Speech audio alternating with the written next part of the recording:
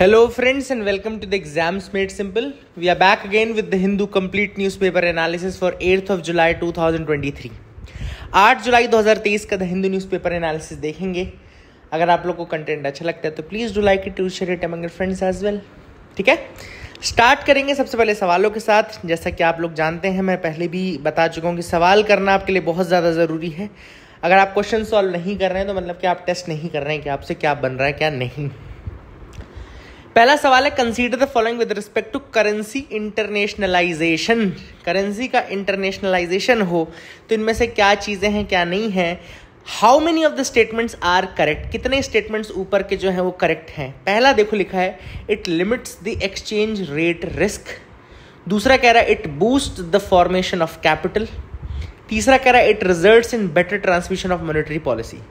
तो which of the how many of the statements are correct. कितने statements हैं जो करेक्ट हैं. बहुत प्यारा सवाल है, अगर आप करना चाहें तो बहुत ही प्यारा सवाल है. इकोनॉमी का क्वेश्चन है. देखो इसका करेक्ट आंसर जो है वो है ओनली 2.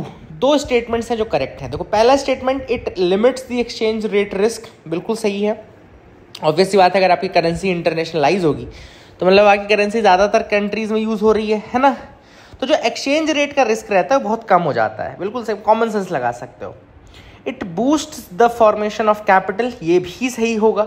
ऑब्वियस सी बात है, क्योंकि अगर आप ये देखें कि आपकी करेंसी इंटरनेशनलाइज्ड है, मतलब कि आपकी करेंसी मैक्सिमम कंट्रीज में है, तो ऑब्वियस सी बात है ज़्यादा से ज़्यादा लोग इन्वेस्टर्स आएंगे, आपकी करेंसी की वैल्यू बढ़ेगी या इन्वेस्टर्स आएंगे तो फॉर कैपिटल फॉर्मेशन भी होगा.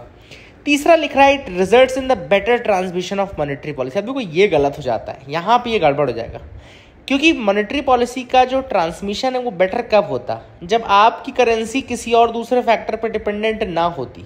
अब अगर आपकी करेंसी इंटरनेशनलाइज्ड है, मतलब बहुत सारे इंटरनेशनल फैक्टर्स हैं जो कि उसको कंट्रोल कर रहे होंगे, तो जो मॉनेटरी पॉलिसी है उसका ट्रांसमिशन बेटर कैसे हो सकता है जब आपकी currency n number of different factors पे एसोसिएटेड है ना. तो इसलिए ये तीसरा स्टेटमेंट जो है वो गलत हो जाएगा. Only 2 statements will be correct. अगला देखते हैं, कंसीडर द फॉलोइंग पेयर्स. यहाँ पे एक ऑफिशियल बटरफ्लाई है, दूसरे तरफ स्टेट या यूटी है. आपको मैच करना है और बताना है कितने pair, how many of the pairs are correctly matched. पहला लिख रहा है ब्लू पैंजी पुडुचेरी.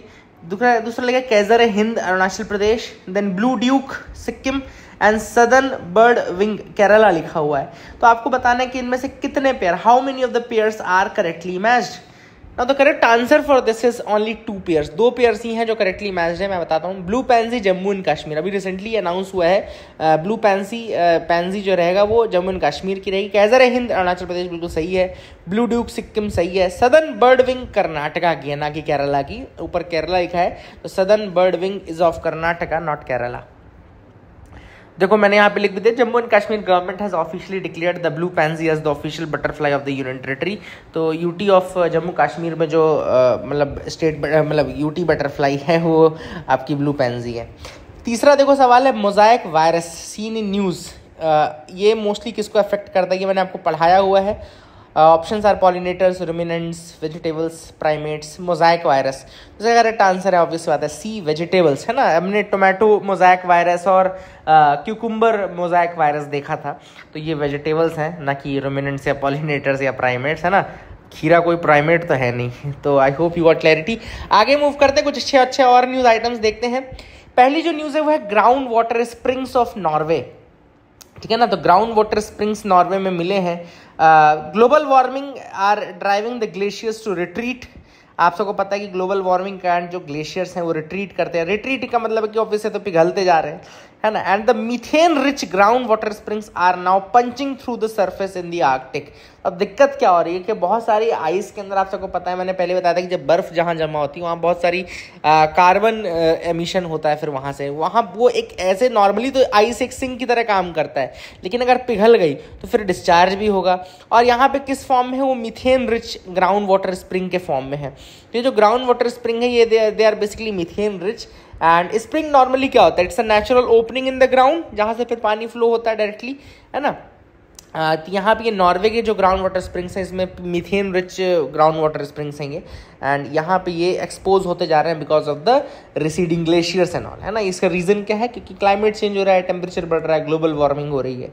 मीथेन, हालांकि आपको पता है it's a very potent green house gas and high methane concentrations near the shale rocks moves upward through fractures in the rock and gather under the glacier। दिक्कत क्या होती है कि जो शेल रॉक्स हैं वहाँ से अपवर्ड फ्रैक्चर्स के माध्यम से वो मीथेन ट्रेवल करती है और जस्ट ग्लेशियर्स के नीचे इकट्ठा हो जाती है ना, and that it is the methane gas gets trapped under the glaciers and it just waits to escape. And यहाँ पे जब ऑब्वियस सी बात है आर्कटिक ग्लेशियर मूव करेंगे या रिसीड करेंगे तो डेफिनेटली फिर वो ऊपर की ओर निकलेंगे, है ना। This is what is happening. यहाँ पे एक जगह है नॉर्वे में बहुत फेमस, स्वेलबार्ड। स्वेलबार्ड एक नॉर्वेजियन आर्कीपेलागो है, it's archipelago, Norwegian archipelago in the Arctic which is warming faster than the rest of the Arctic. It is warming faster than the rest of the Arctic. And एक और चीज स्वेलबार्ड में आप सबको पता है सीड बैंक है ना, seed bank is located in Svalbard only, तो ये भी आप याद रखिएगा।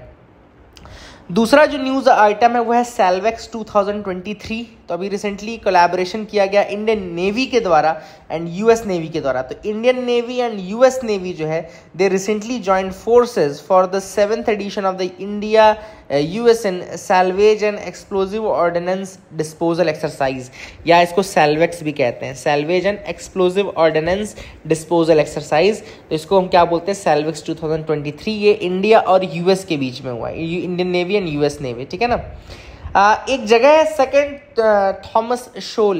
सेकेंड थॉमस शोल, अगर आपसे पूछता है कि सेकेंड थॉमस शोल कहाँ पर है तो it is located in the north eastern part of the Spratly island. Spratly island कहाँ पर है, स्प्रैटले आइलैंड साउथ चाइना सी में है, याद रखिएगा। It's a very contentious island, है ना, इन चाइना और फिलीपींस के बीच का कंटेंशियस इशू है ये Spratly island. And Spratly island के नॉर्थ ईस्टर्न पोर्शन में लोकेटेड है आपका सेकेंड थॉमस शोल। अभी रिसेंटली एक इंसिडेंट हुआ था सेकेंड थॉमस शोल में, जिसके कारण चाइना और फिलीपींस के बीच में फिर से काफ़ी ज़्यादा लड़ाई शुरू हो गई। तो आप देख सकते हैं यहाँ पे आपको साउथ चाइना सी दिख रहा होगा, दिस इज ऊपर आपको दिख रहा होगा Paracel island, this is Paracel island. South China Sea जहाँ लिखा हुआ है उसके ऊपर आप पढ़ो तो पैरासेल आइलैंड दिखेगा, और उसके नीचे आप देखोगे तो आपको वहाँ पे स्प्रैटले आइलैंड दिखेगा, you will see Spratly island there. And then आपको एक साइड यहाँ पे आपको फिलीपींस दिख रहा होगा, है ना, फिलीपींस दिख रहा होगा। देन आपको नीचे ब्रुनई दिख रहा होगा, बंदर सेरी ब्रुनई वाली जगह है ना। और पैरासेल के आपको इधर साइड आप देखो तो आपको जो ईस्टर्न साइड है पैरासेल का वहाँ पे ल्यूजॉन स्ट्रेट आपको दिखेगा, और जो वेस्टर्न साइड है वहाँ पे गल्फ ऑफ टॉनकिन दिखेगा, गल्फ ऑफ टॉनकिन, है ना। तो ये सारी चीज़ें आप देख सकते हैं। Hope you got clarity regarding that as well.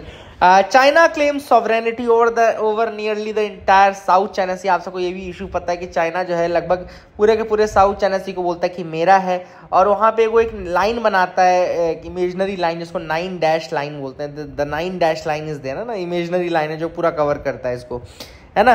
और ये जो है परमानेंट कोर्ट ऑफ आर्बिट्रेशन में केस गया था फिलीपींस की तरफ से 2016 में, जिसने कि कहा था कि 9 डैश लाइन जो क्लेम है वो उसका कोई लीगल बेसिस नहीं है। परमानेंट कोर्ट ऑफ आर्बिट्रेशन ने ये कहा था चाइना के रिगार्डिंग कि 9 डैश लाइन का कोई लीगल क्लेम नहीं है, और जो चाइना का मतलब कहना है, चाइना जो चैलेंज कर रहा है कि उसका रीज़न है, तो ये उसका रीजन नहीं है। This is what has been said by the permanent court of arbitration, but China उसकी रूलिंग नहीं मानता है। अगला है एक रिपोर्ट आती है वर्ल्ड इन्वेस्टमेंट रिपोर्ट। कौन रिलीज करता है ये बस देख लो अभी। वर्ल्ड इन्वेस्टमेंट रिपोर्ट कौन रिलीज करता है, तो वर्ल्ड इन्वेस्टमेंट रिपोर्ट रिलीज करता है अंकटाड, जिसको बोलते हैं United Nations conference on trade and development, ठीक है ना। क्या बोलते हैं, United Nations conference on trade and development बोलते हैं। और अभी लास्ट एक और न्यूज़ है, a collaborative initiative among the nations in the Indian Ocean region. अब इंडियन ओशन रीजन में जो कंट्रीज हैं वो कोलैबोरेटिव एक इनिशिएटिव लिया है उन्होंने, जिसको कहा जाता है कोलंबो सिक्योरिटी कॉन्क्लेव। क्या बोलते हैं इसको, कोलंबो सिक्योरिटी कॉन्क्लेव। अगर आपसे कोई पूछे कि कोलंबो सिक्योरिटी कॉन्क्लेव किसका है, तो it's a collaboration among the Indian Ocean region countries, है ना। इंडियन ओशन रीजन कंट्रीज जो है वो उनका है, ठीक है ना। तो इसमें हो क्या रहा है कि जो साइंटिस्ट्स हैं अलग अलग कंट्रीज से वो क्लोज आ रहे हैं। अब जैसे बांग्लादेश और मॉरिशियस के साइंटिस्ट क्लोज आए, and they are embarking on a research vessel Sagar Nidhi, है ना। सागर निधि नाम का एक रिसर्च वेसल है, and the scientist have embarked on a voyage to conduct research and exploration in the vast oceanic expanse. तो पूरे ओशियानिक एक्सपेंस में रिसर्च करने के लिए गए हैं, and the cruise is there. Cruise को कंडक्ट कौन कर रहा है, तो इसको conduct Indian National Centre for Oceanic Information Service, INCOIS, जो कि मिनिस्ट्री ऑफ अर्थ साइंसेस के अंदर आते हैं। याद रखिएगा ये जो सागर निधि क्रूज है इसको कौन करवा रहा है, कंडक्ट कौन कर रहा है? कंडक्ट कर रहा है इनकॉइस यानी कि Indian National Centre for Ocean Information Services under the Ministry of Earth Sciences, ठीक है ना। And the expedition is a direct outcome of the maiden CSC oceanographers and hydrographers conference held in Goa. तो Goa and Hyderabad में एक conference हुई थी, Colombo security conclave, oceanographers and hydrographers conclave, ठीक है ना, गोवा और हैदराबाद में हुई थी। तो उसके बेसिस पे ये फिर शुरू किया गया। तो I hope you got clarity regarding that as well. आगे देखते हैं फ्रंट पेज की खबर है, डिफेमेशन केस में राहुल गांधी को गुजरात हाई कोर्ट ने कोई वो नहीं दिया है and the conviction is still there. And इसी कन्विक्शन के कारण आप सबको पता है कि एक तो जो सज़ा मिली है उनको रिप्रेजेंटेशन ऑफ पीपल्स एक्ट के अंतर्गत सज़ा मिली है, ठीक है ना, ये भी आप जानते होंगे। और एक आर्टिकल है अपना जो आर्टिकल कॉन्स्टिट्यूशनल आर्टिकल है, आर्टिकल आई थिंक 102 है, एक बार देख लेना, चेक कर लेना कौन सा आर्टिकल था। तो उन दोनों आर्टिकल्स को आप पढ़ेंगे plus representation of people's act को आप पढ़ेंगे तो उसमें भी सेक्शन है प्रॉपर। तो उसके बेसिस पे उनको सज़ा मिली है। एंड अगर आपको 2 साल का कन्विक्शन होता है तो आप 6 साल फिर चुनाव नहीं लड़ पाएंगे ना। तो कन्विक्शन का ख़त्म करने के बाद फिर आप 6 साल तक चुनाव नहीं लड़ सकते। तो ये बहुत एक बड़ा इशू है जिस कारण से वो फिर अब सुप्रीम कोर्ट जाएंगे। डिफेमेशन की अगर मैं बात करूँ, डिफेमेशन आप सबको पता है कि सेक्शन 499 और सेक्शन 500 है ना, सेक्शन 499 आईपीसी का और सेक्शन 500 आईपीसी का, ये दोनों ही रिलेटेड है। सेक्शन 499 आईपीसी का कहता है कि a person is said to be defamed when someone makes or publishes any accusation about them with the intent of damaging their image through word, sign or visible representation. तो अगर आप किसी की reputation को, किसी की आप रिस्पेक्ट को कम करने की कोशिश करते हो, डैमेज करने की कोशिश करते हो उसके रेपुटेशन को through word, science and representations, तो ये डिफेमेशन में आता है। 2 तरीके के डिफेमेशन होते हैं, civil defamation and criminal defamation. Civil defamation का मतलब है कि यहाँ पे जो मॉनेटरी कंपनसेशन दिया जाता है, सिविल डिफेमेशन में मॉनेटरी कंपनसेशन डैमेज के रूप में दिया जाता है। और क्रिमिनल डिफेमेशन में person against whom the defamation case is filed might be sentenced to 2 years imprisonment और फाइन और बोथ, है ना। तो जो क्रिमिनल डिफेमेशन है उसमें 2 साल तक की सजा मिल सकती है। इसका सेक्शन है सेक्शन 500 आईपीसी का, ठीक है ना। अच्छा, एक बहुत इंपॉर्टेंट चीज़ मैं आपको बताता हूँ कि जो एक बहुत फेमस केस है इससे related, the case is Subramanian Swamy versus the union of India case 2016, जिसमें सुप्रीम कोर्ट ने जो क्रिमिनल डिफेमेशन है या डिफेमेशन है उसको अपहेल्ड किया था।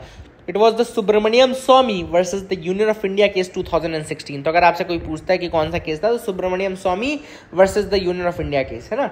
अच्छा, एक और चीज़ आपको मैं इस वाले उसमें बता देता हूँ, राहुल गांधी का जो केस हुआ है उसमें एक चीज़ ये होती थी पहले कि जैसे पहले आपको सज़ा पड़ी, कन्विक्शन पड़ा, है ना, तो ये होता था कि अपील तक करने का आपको टाइम दिया जाता था। मतलब तब उसके आप जो अभी क्या राहुल गांधी को सस्पेंड कर दिया गया, मतलब उनको हटा दिया गया, उनकी मेंबरशिप खत्म कर दी गई।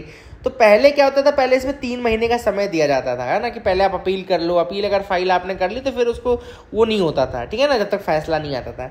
बट लिली थॉमस का जो केस था, याद रखिएगा, there is a very famous case, इसलिए मैं आपको बता रहा हूँ कि there is a famous case of Lily Thomas, है ना। तो लिली थॉमस के केस के बाद ये मतलब ऑटोमेटिक सस्पेंशन का ऑर्डर आ गया कि मतलब जैसे ही आपको कन्विक्शन मिलेगा you will be suspended, and इसी कारण से राहुल गांधी सस्पेंड होंगे। तो it was the lily Thomas case, है ना। तो ये मैंने आपको एक्स्ट्रा इन्फॉर्मेशन भी बता दी है, आई होप आपको समझ में आ गया होगा।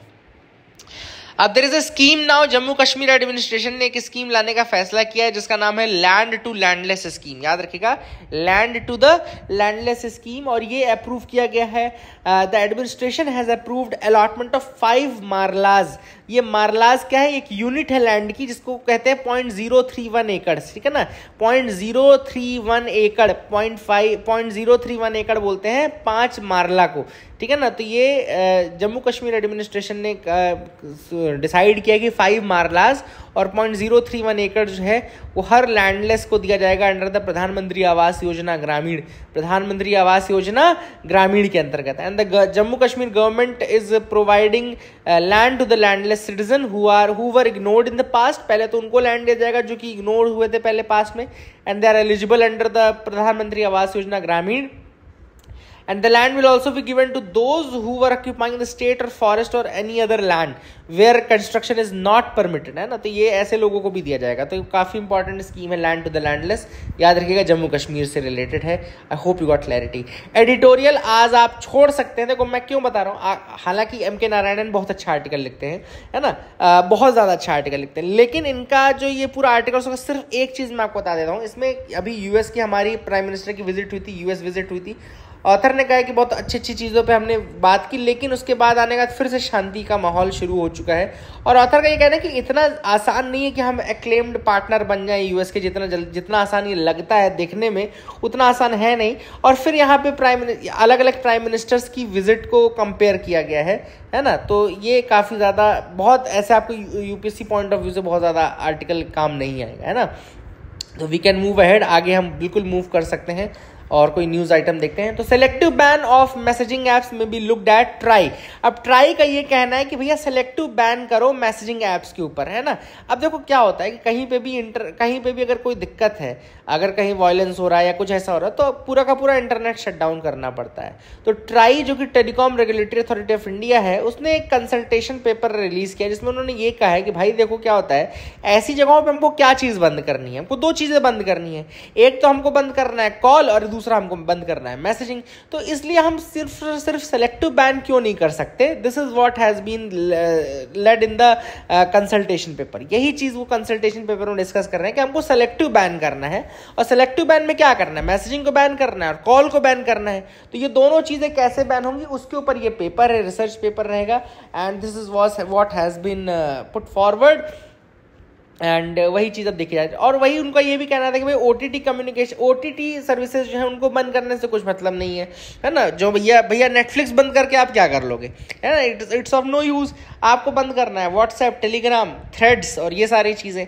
And these are all the things which are there, है ना। तो यही चीज़ यहाँ पे ऑथर ने भी ट्राई ने कहा है। तो लेट्स सी क्या उसका होता है अंजाम, but this is what has been said as of now. ठीक है, आगे मूव करते हैं, देखते हैं और क्या इंपॉर्टेंट न्यूज़ है। Government to share PM Gati शक्ति डेटा। गवर्नमेंट जो है वो पीएम गति शक्ति का डेटा जो है वो देगा, पब्लिक डोमेन में रखेगा। तो centre is planning to allow industry and investors to tap into the data collected under the PM Gati Shakti plan.